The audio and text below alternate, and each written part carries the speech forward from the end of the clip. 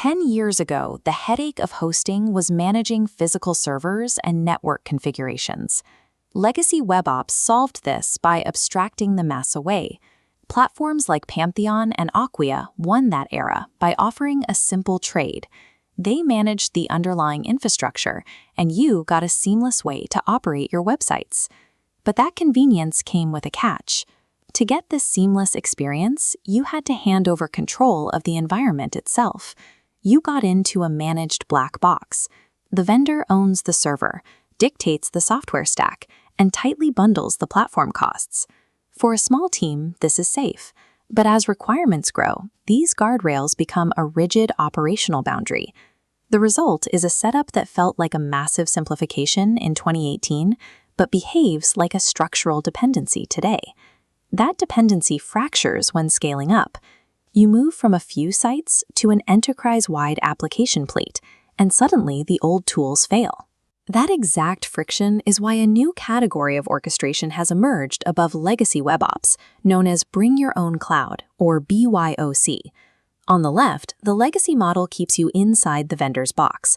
On the right, BYOC platforms give you the orchestration layer without owning the cloud. Direct billing and architectural control shift directly back into your hands. So you have to weigh the trade-off.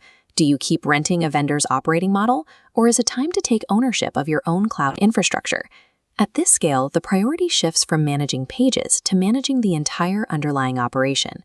Taking back cloud responsibility becomes a necessity. The first practical trade-off you have to evaluate is the tension between immediate onboarding and long-term lock-in. In this comparison, legacy WebOps offers simplified onboarding and robust support, but the cost is steep exit costs and bounded flexibility under proprietary rules. BYOC shows a different outcome. You hold direct ownership of your cloud accounts, and architecture remains highly portable. The corresponding trade-off is that your organization is now responsible for managing that primary relationship with the major cloud providers. Ultimately, if exit costs from your managed platform are prohibitively high, strategic flexibility is an illusion. True infrastructure ownership keeps your options open. The most visible friction point for technical leadership is usually how those platform costs behave at scale. This graph plots cost versus application count. Legacy WebOps bundled pricing charges per site, pushing expenses exponentially higher. What starts as predictable budgets becomes a massive convenience tax. DevPanel's direct cloud economics eliminate these fees, keeping costs flat and strictly tied to actual resource usage. This creates a massive quantitative advantage. Organizations shifting away from legacy PaaS models can see structural savings of 60 to 80%.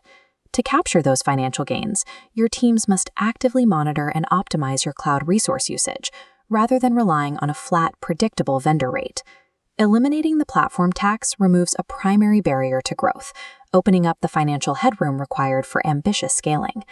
Beyond the financial metrics, you have to evaluate architectural capability, specifically what types of applications teams can actually deploy. Pantheon and Acquia operate within highly specialized boundaries. Their tooling provides deep operational support, but it remains narrowly focused on the Drupal and WordPress ecosystems. That CMS-centric abstraction makes it difficult to integrate diverse applications or introduce modern AI workloads into a single unified control layer. GitOps is the current standard for modern teams. It moves the focus from CMS hosting to universal orchestration. Updating the comparison table, BYOC provides universal orchestration. A GitOps-friendly approach lets teams standardize environments and deploy databases, AI nodes, or custom code anywhere.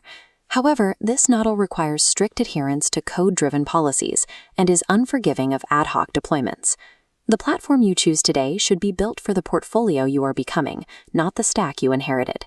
Making a decision here comes down to organizational readiness and team composition, rather than comparing feature lists. To visualize where your organization sits, we can use this deployment matrix, comparing your application portfolio scale against your need for infrastructure control. First, we have the managed convenience profile. These are typically marketing-led teams running monolithic CMS setups. They lack dedicated DevOps engineers and prioritize peace of mind over architectural control. If that describes your operation, mapping to the legacy WebOps zone is the correct, safe choice.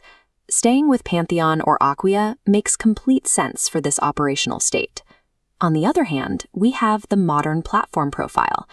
These are enterprise teams managing rapidly growing, diverse fleets who urgently need structural cost efficiency and multi-cloud control. For that profile, you map directly into the BYOC orchestration zone. When you hit this level of engineering demand, a platform like DevPanel becomes a necessary evolutionary step. Selecting a platform at this scale is an operating model decision that reflects the actual maturity of your engineering organization. Pantheon and Acquia successfully optimized website operations for the past decade. DevPanel has upgraded the orchestration category for the next one. The choice splits into two distinct paths. You can keep trying to improve outcomes inside a vendor-controlled system, or you can take back your infrastructure and keep the economics for yourself. The future of cloud computing favors organizations that own their environments. Renting your operating model is a long-term strategic risk you can now avoid. The decision comes down to this: should an enterprise run its future inside someone else's cloud abstraction,